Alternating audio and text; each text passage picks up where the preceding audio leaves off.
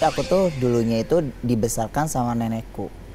Karena kan aku anak tunggal. Anak tunggal, gitu loh. Mamaku itu pergi jadi TKW itu mulai dari aku SD kelas 1. Wow. Nah, tapi Mama tahu akhirnya pas di tahun 2012 ini kamu memutuskan untuk pindah ke Jakarta. Mama tahu karena Ya. kalau ya apapun keputusan aku pasti Mama dukung. Karena beliau pun sebelum berangkat jadi TKW pun dia udah berpesan biar aku sama seperti orang lain. Biar aku sama seperti orang lain, maksudnya orang kaya yang bisa beli apa aja. Oke, tapi itu cukup susah nggak untuk bisa akhirnya menciptakan satu lagu itu?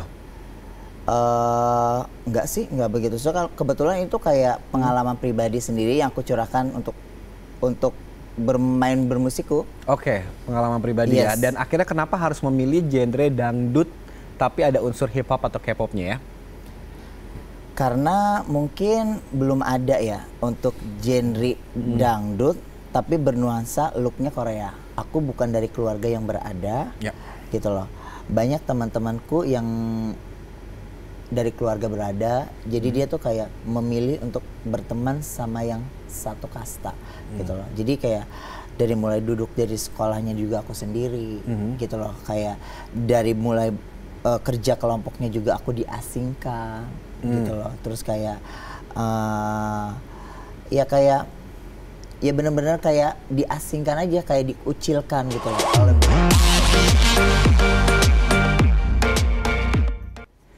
Citizen, welcome back di I Talk with me Dwi Andika. Dan kalau kita lagi ngomongin soal musik gitu ya, pasti musik itu kan sangat beragam sekali gitu. Semua orang suka musik karena bagaimanapun juga namanya musik itu adalah sebagai tempat untuk kita bisa mengekspresikan diri gitu ya.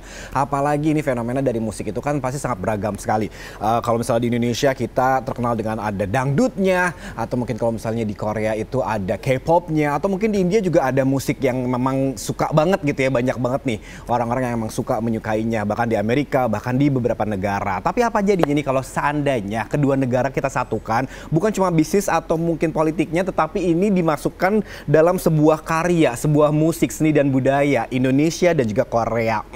Kayak pembahasan kita kali ini bakalan seru banget nih, karena ada satu penyanyi yang akhirnya mengkolaborasikan nih antara unsur Indonesianya, ada K-popnya juga, ada hip hopnya juga. Langsung aja kita kenalan yuk, ada Ryan. Keren, aku udah nonton video klip kamu. Gimana? Keren, bagus banget ya. Bagus. Itu pas lagi launching di tanggal 28 kemarin ya. Oke, tapi sebelum kita ngomongin soal lagunya, karena emang judulnya juga emang catchy banget gitu. Nah, kita tak kenal maka tak sayang. Kita kenalin siapa nih sosok dari Ryan Riles ini gitu. Ini kamu ini boleh dikenalin mungkin ke buat Citizen nama dari Ryan's Riles. Bener spellnya? Betul. Aku udah kayak Inggris banget kan, keren. Nah itu apa? Itu namanya memang nama panggung atau nama asli? Nama asli sendiri saya Rian. Oh gitu. Rian. Oke, dari mana kamu teh? Dari aku lahirnya itu di Majalengka. Oh kan bener kan ada aku Sunda jadi Iya, bawa. Sunda, lahirnya di Majalengka, terus ke Jakarta itu dari 2012. 2012 ya, oke. Wah, berarti 2012. udah cukup lama ya, udah 10 tahun lebih lah. Lebih lah, 14 tahun. Oke, tapi apa yang membawa kamu dari Majalengka sampai akhirnya kamu pindah ke Jakarta? Awalnya itu aku tuh ke Jakarta itu untuk melanjutkan kuliah. Ya. Melanjutkan kuliah karena baru banget lulus SMA kan waktu itu. Ke Jakarta itu melanjutkan kuliah dari anak Majalengka nih. Iya. Merantau ke ibu kota, ya kan, dengan bermodalkan satu buah kendaraan motor Mio. Langsung dibawa tuh dari Majalengka ke Jakarta? Langsung dibawa, dan itu tuh aku pertama kali tahu jalan Jakarta itu, ya pertama kali aku ke Jakarta itu. Jadi aku tuh cuman nyetir motor sambil ngeliatin jalan yang ada rambu-rambu Cikampek, Jakarta, ikutin aja itu. Oke, karena waktu itu Maps tuh masih belum terlalu hits ya? Belum terlalu hits. Masih menggunakan peta ya? Masih menggunakan peta. Dan atau itu nanya-nanya ke orang gitu. ya? Dan itu aku ke Jakarta kemana? Ke Jakarta, kan itu. Oh iya, gitu ya. Dan itu aku sendiri. Oh, sendirian? Sendirian. Itu ada keluarga nggak di Jakarta atau teman-teman? Nggak ada. Kebetulan keluargaku di saat itu lagi mamaku kebetulan jadi seorang TKW. Oke. Tapi pada saat kamu pindah, Mama berarti udah nggak lagi di Majalengka ya, nggak di rumah? Nggak ada. Jadi aku tuh dulunya itu dibesarkan sama nenekku. Karena kan aku anak tunggal. Anak tunggal. Gitu loh. Mamaku itu pergi jadi TKW itu mulai dari aku SD kelas 1. Wow. Nah, tapi Mama tahu akhirnya pas di tahun 2012 ini kamu memutuskan untuk pindah ke Jakarta? Mama tahu karena kalau ya apapun keputusan aku pasti Mama dukung. Karena beliau pun sebelum berangkat jadi TKW pun dia udah berpesan biar aku sama seperti orang lain. Biar aku sama seperti orang lain, maksudnya orang kaya yang bisa beli apa aja. Wow. Gitu loh, yang bisa beli apa aja dari keluarganya yang berada, yang apapun anaknya minta di saat itu juga bisa dibelikan. Oke. Gitu. Berarti Mama aku tuh berpesan, Mama meninggalkan aku dengan tujuan biar kamu bisa hidupnya sama seperti orang lain. Wow, keren. Itu adalah perjuangan seorang mama yang pasti membagikan anak gitu. Tapi dari situ juga kita bisa melihat mungkin sosok yang mama miliki itu akhirnya turun ke kamu ya. Mama punya keberanian untuk pindah ke suatu tempat yang sangat jauh. Sementara kamu juga punya keberanian untuk dari tempat yang bisa dibilang comfort zone. Akhirnya kamu ke Jakarta, tidak ada teman, tidak ada saudara, memberanikan diri langsung berangkat gitu. Iya, dan aku tuh berangkat dari Majalengka ke Jakarta tuh sendiri. Kebetulan ada teman SMA dulu yang udah tinggal di Jakarta dan kebetulan beliau pun ada keluarganya di Jakarta dan aku pun disuruh tinggal sama teman aku terlebih dahulu. Oke. Gitu. Tapi papa di mana? Kebetulan papaku sama mamaku dulunya cekcok terus. Udah ini oke. Gitu. Nah, waktu pas kamu lagi meninggalkan di tahun 2012 akhirnya dari Jakarta ke Majalengka. Nah, itu kan berarti pamit sama nenek ya? Pamit sama nenek. Itu gimana itu? Enggak, bukan pamit sama nenek. Posisinya nenek itu berpulang itu di saat aku SMP. Di saat aku SMP kelas 2. Oke. So di saat aku SMP kelas 2 dan sangat sedih sih karena sosok beliau nenek itu yang ngasih kasih sayangku sepenuhnya gitu. Karena kan aku anak tunggal gitu loh. Siapa lagi yang bukan ngurus aku kalau bukan nenek gitu loh. Karena kan dulu nenek itu jualan di SD kan.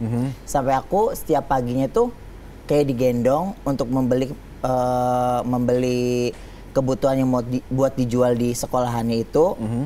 Ya udah kegiatanku cuma tiap hari sebelum aku ke sekolah nemenin nenek ke pasar malam-malam, terus pulang pagi mandi aku sekolah, udah selama bertahun-tahun sampai nenek nggak ada.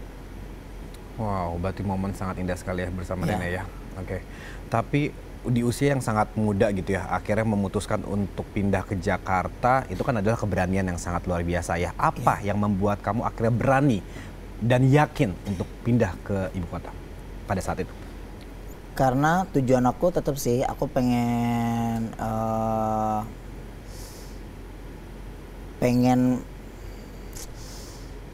dihargain sama orang lain. Pertama, terus pengen ngangkat harta martabat kedua orang tua saya juga. Gitu loh. Terus ya kalau bukan aku siapa lagi yang bisa membawa harum keluargaku. Oke. Gitu kan. Jadi aku benar-benar kayak tidak ada keluarga, tidak ada siapapun, hanya teman aku yang menampung aku saat itu ke Jakarta pertama kali. Ya udah dengan modal satu buah motor dan itu pun masih kredit. Itu pun masih kredit, aku harus bayar per bulannya 600.000. Wow. 600.000 dan aku pun sambil cari kuliah dan aku pun sambil membayar kuliah setiap per semesternya. Wow. Dan tadi saya juga suka kata-katanya kalau bukan aku siapa lagi kalau misalnya untuk bisa merubah nasib ya. And look at you now. You're here now ya. Jadi ini juga salah satu pencapaian kamu. Akhirnya kamu juga bisa mengeluarkan single. Dan tampaknya juga saya sebelum nih ya, tapi jujur ya, sebelum aku wawancara dan tahu bakal wawancara dia, udah sangat eksis sekali di sosial media gitu. Jadi kayak udah melihat bagaimana ya kisi-kisinya lah gitu kesuksesan dari apa yang udah Rian dapatkan gitu. Oke, Rian. Ini kan kamu tuh suka banget sama nyanyi ya. Iya. Dari kapan kamu suka nyanyi? Sebenarnya nyanyi itu lebih ke hobi dan itu wishlist aku dalam hidup. Gitu. Oke. Dari hobi itu dari mulai kapan? Dari kecil? Dari mulai aku sekolah, dari mulai kecil. Apa pernah ikutan kursus nyanyi sebelumnya atau kompetisi? Kebetulan aku di kampungku itu pernah kayak beberapa kali menemani dan ngikut ke beberapa pertunjukan-pertunjukan dangdut di daerah. Oh, oke. Gitu. Berarti udah pernah ikut beberapa kali talent show ya di situ ya? Gitu loh. Cuman ya itu sebatas belajar aja. Iya. Belajar aja gimana sih kayak nyanyi itu, gimana sih kayak kita bermain musik tuh seperti apa gitu loh. Dan itu dari dulu pun, dari sekolah pun aku udah ada beberapa teman aku yang udah jadi penyanyi duluan di daerah dan aku tuh selalu, dia itu selalu mengajak aku untuk tata cara gimana caranya bernyanyi gitu loh. Oh, oke. Berarti ada otodidaknya juga ada, tapi sambil bertanya juga, sambil belajar juga gitu ya. Nah, tapi kalau misalnya aku pengen tahu juga soal kehidupan kamu gitu, kamu tuh zodiaknya apa sih? Leo. Leo. Fire sign. Oh, pantesan. Leo ya. Kita ini juga jiwa fire sign-nya kuat sekali gitu. Aries, Leo dan juga Sagittarius. Jadi kalau misalnya pengen sesuatu tuh harus kekeh semua. Betul? Harus tercapai. Betul. Nah, apa nih kalau misalnya kita sebutkan 3 hal yang kayaknya ini kamu banget. Kayak misalnya pemberani, kekeh semua atau apa gitu. Kalau aku pengen A harus jadi A. A harus jadi A, oke. Nggak bisa jadi B. Dan sekarang aku baru merintis, suatu saat aku bisa jadi penyanyi hebat dengan bayaran termahal. Wow, mimpi yang besar sekali. Oke, itu adalah beberapa sifat yang menggambarkan diri kamu. Oke, A harus jadi A. Terus selanjutnya apa? 2 lagi nih.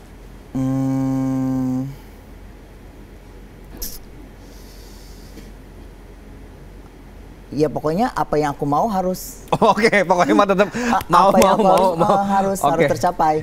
Oke. Entah gimana dengan caranya, perjuangannya, pokoknya harus tercapai. Tapi kamu itu tipe yang introvert atau extrovert sih sebenarnya? Sebenarnya aku bisa extrovert, bisa introvert ya, tergantung suasana ya. Kadang aku kalau pergi sama tim, kadang bisa menyatu, bisa juga aku harus ada space di mana pergi contoh 10 hari, aku harus ada space 2 hari, aku bisa menyendiri. Oke. Gitu. Nah, justru di saat lagi menyendiri, apakah itulah mungkin aku datang inspirasi biasanya. Wow. Nah, memang terkadang kita selalu ditempatkan pada posisi yang memang harus ekstrovert, harus benar-benar ya membaur dengan banyak orang dan juga sambil tukar pikiran, tapi pas lagi sendiri itu adalah waktunya kita benar-benar kreativitas sambil bengong, sambil menghayal gitu ya.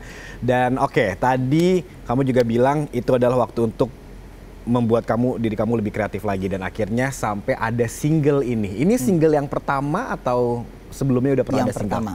Kebetulan ini single yang pertama. Oke, dalam judul Toxic bukan posesif bukan toksik. Oh, posesif bukan toksik. Oke, karena memang kita sering menemukan orang yang positif termasuk saya ya. Tapi jatuhnya dibilang katanya saya toksik gitu ya. Kalau ini enggak, ini posesif tapi toksik. Bukan toksik. Bukan toksik, yes. Oke, tetap positif ya. Tetap positif, bukan negatif ya. Tetap arahnya lebih tetap membangun ya. Jadi nggak apa-apa posesif nggak apa-apa ya. Nggak apa-apa. Cemburuan-cemburuan itu nggak apa-apa ya. Ya iyalah, fire sign. Yang penting bukan toksik. Oke. Tapi kenapa akhirnya mempunyai single ini? Nah, aku pengen tahu, ini penciptanya siapa lagu ini? Saya sendiri. Berarti nulis sendiri juga?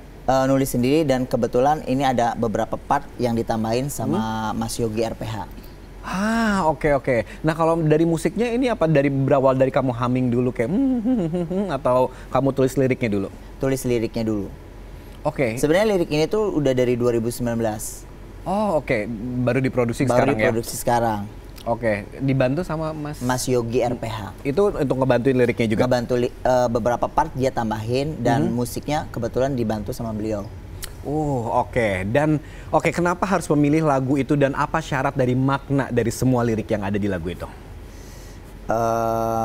Karena mungkin lagu itu lebih ke pengalaman pribadi. Tipe yang posesif?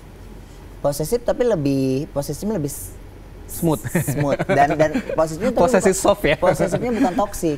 Posesifnya di sini posesifnya positif. Ya.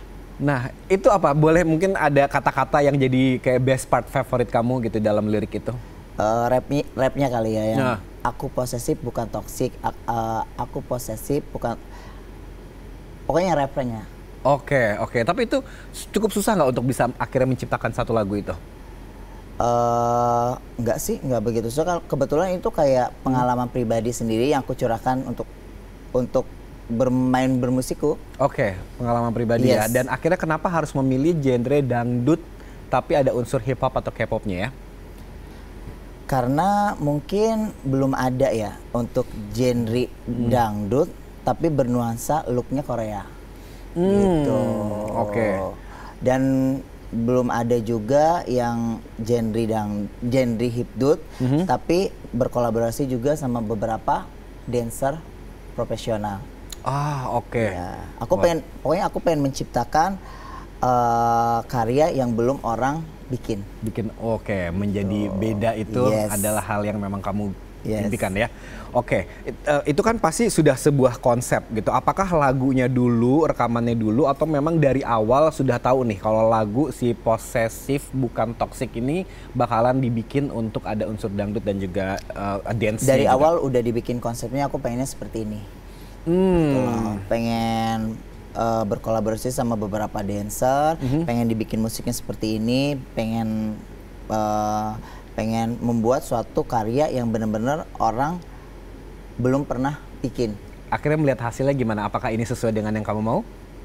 Puas dong tentunya. Puas ya? Oke. Dengan karya sendiri, produksi sendiri, ciptain sendiri, tentunya puas sih. Wow, ini adalah karya seni yang pasti harus patut banggakan gitu ya. Dan kita juga pengen lihat nih, pastinya Insertizen juga udah penasaran banget seperti apa sih karya dari Ryan Royal ini. Kita lihat yuk, ini nih ya video klip dari Posesif Bukan Toksik.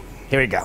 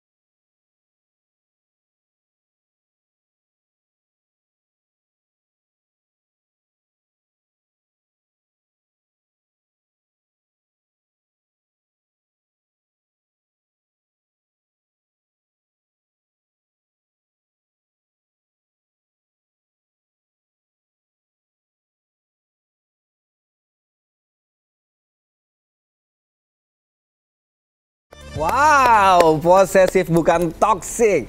Tadi kita sudah melihat penggalan dari video klipnya ya. Ini durasi berapa lama video klipnya? 3 menit. 3 menit ya. Oke, ini pembuatan proses syutingnya berapa lama? Pembuatannya itu dari setengah 6 pagi sampai jam 5 pagi. Ah, hampir 24 jam itu bikin syuting. Karena memang ada beberapa setnya juga ya. Ada sekolah sama yang itu kayak... bukan sekolah. Oh, itu bukan sekolah? Itu lebih kafe, coffee shop. Oh gitu, berarti dibikin kayak sekolah? Nah, emang konsepnya itu, coffee shop itu, konsep itu emang school. Oh bekas gitu? sekolah. Oh gitu? Yes. Oke, soalnya tadi pakai baju seragam juga ya? Yeah. Oke, Yeah. emang cocok jadi anak SMA lagi kayaknya mah pas banget gitu. Oke, terus itu video klip 24 jam, terus musik dari tahun 2019 akhirnya baru terjadi di tahun 2025 itu gitu ya. Wah, ini memang bener-bener tadi aku juga tadi melihat bagaimana ada unsur dangdutnya juga, terus ada K-pop stylenya juga ada di situ, terus ada dance-nya bersama para dance itu. Latihan dance berapa lama? Latihannya tuh 4 hari ya, 4 hari, 4 hari lebih. 4 hari sebelum syuting video klipnya itu? Video klipnya. Itu di mana syutingnya, di Jakarta? Syutingnya itu di Bekasi, sama di Pulau Gadung. Wow, oke. Nah, ini sutradara dari video klipnya siapa?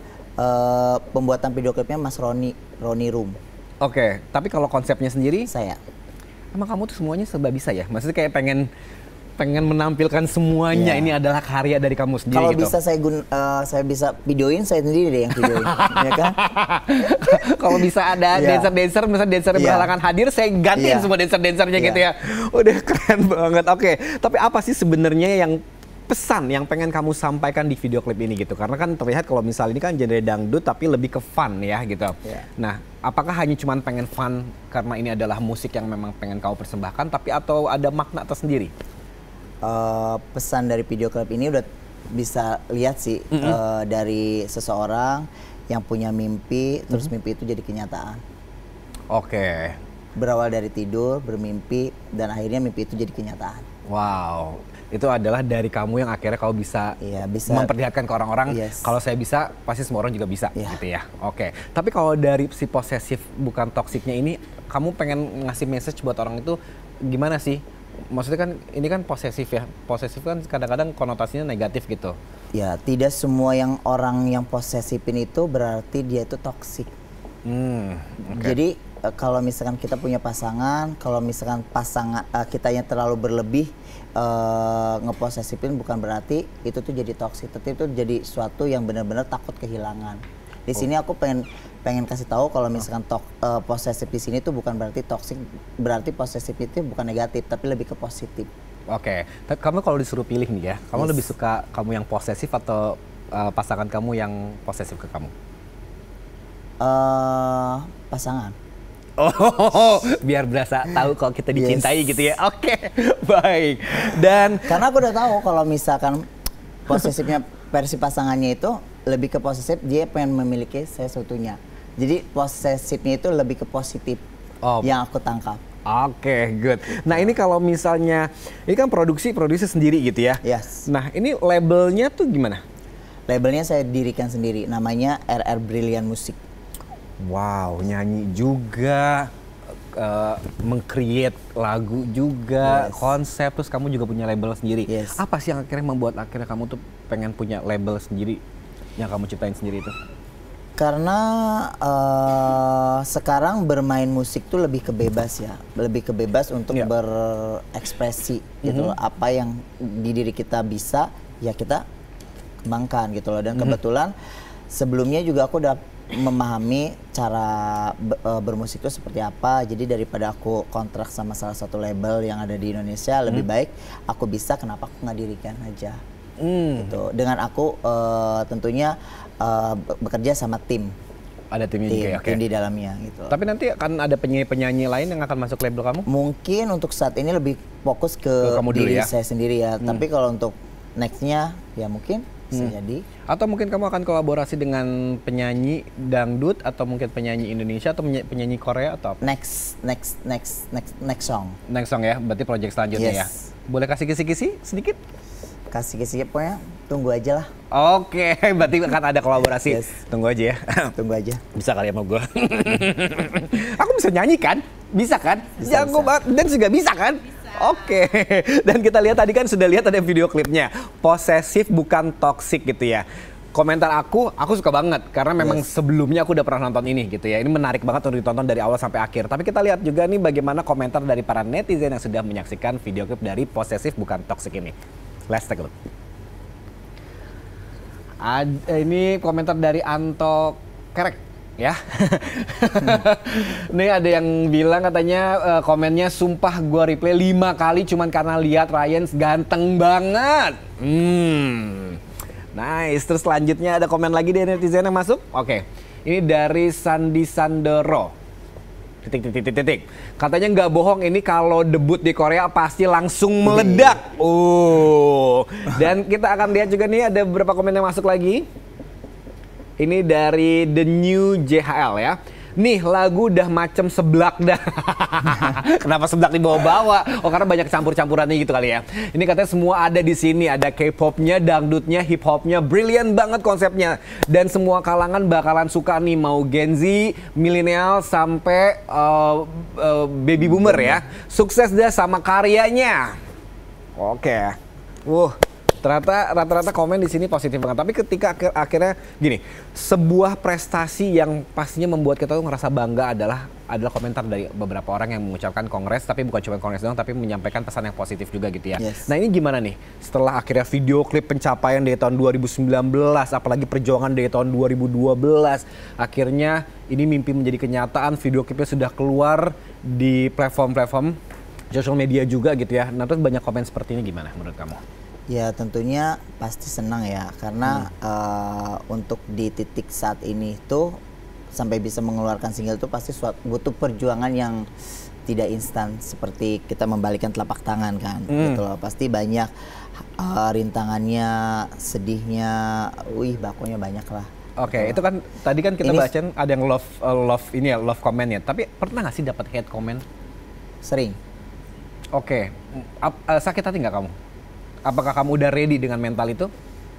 Sebenarnya kalau kita di titik itu pasti akan sakit hati ya. Karena kita juga manusia, kalau dikatain seperti itu pasti sakit hati. Cuman aku pengen bikin sakit itu pengen menunjukkan sebuah pencapaian ya. Dibikin pencapaian. Oke, gitu. Tapi ini dampak ke mental kamu mungkin kan sakit hati gitu ya. Apakah kamu sempat akhirnya berpikir, gue gak mau bikin karya lagi ya kalau misalnya dapat komen seperti itu? Enggak sih, nggak ngaruh. Nggak ngaruh ya? Nggak ngaruh. Itu baru keren. Nggak ngaruh. Oke, karena memang pekerja seni sejati itu adalah ketika kita fokus akan karya kita gitu. Biarkan orang-orang berbicara. Fokus aja untuk pencapaian. Tidak usah lihat kiri kanan. Yang penting kalau misalnya mendapatkan kritik dan saran yang emang membangun, itu baru akan didengar ya. Nah, tapi kalau ini kembali lagi gitu ya, pernah mendapat komen yang ya bisa dibilang hate comment gitu ya, yang paling parah yang sampai akhirnya kamu terngiang-ngiang sampai sekarang gitu? Pernah, yaitu kata-kata kasar. Oh ya? Yes.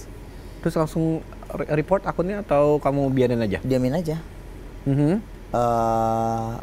Terus bullying. Oke. Body shaming. Oh ya? Yes. Tapi sebelumnya udah pernah kamu pikirkan ini untuk mempersiapkan mental kamu atau ternyata baru tersadar ketika sebelumnya udah dipersiapkan sih, karena dari dulu perjuanganku nggak segampang yang orang lihat saat ini gitu loh. Jadi udah dari mulai sedih, senang udah mulai aku laluin. Jadi kalau untuk saat ini orang mencaci maki atau mau bully, ya udah anggap aja itu angin berlalu lah. Oke, ini sorry Ren ya, kita mengungkit masa lalu dulu gitu ya. Apakah di masa lalu ini kamu pernah mendapatkan bulian atau sebelumnya yang membuat akhirnya ini mungkin jadi kekuatan kamu untuk pindah ke Jakarta? Sebenarnya aku dari mulai sekolah pun udah dibully gitu loh. Ya mungkin yang aku tadi bilang di awal, aku bukan dari keluarga yang berada, gitu loh. Banyak teman-temanku yang dari keluarga berada, jadi dia tuh kayak memilih untuk berteman sama yang satu kasta, gitu loh. Jadi kayak dari mulai duduk dari sekolahnya juga aku sendiri, gitu loh. Kayak dari mulai kerja kelompoknya juga aku diasingkan, gitu loh. Terus kayak ya benar-benar kayak diasingkan aja, kayak diucilkan gitu loh oleh beberapa teman yang mungkin dia menganggapnya nggak layak berteman sama Rian saat itu. That's right. Oke. Kalau pengen boleh apalagi kan di saat waktu sekolah itu kan pembagian raport setiap tahunnya kan ada keluarga, ada keluarga yang mewakilin kan. Di situ kan aku nggak pernah ada keluarga yang datang, gitu loh. Aku meminta tolong sama temennya, keluarganya dari temanku gitu loh, untuk mengambil raport untuk perwakilan dari sebagai orang tuanya. Wow. Gitu.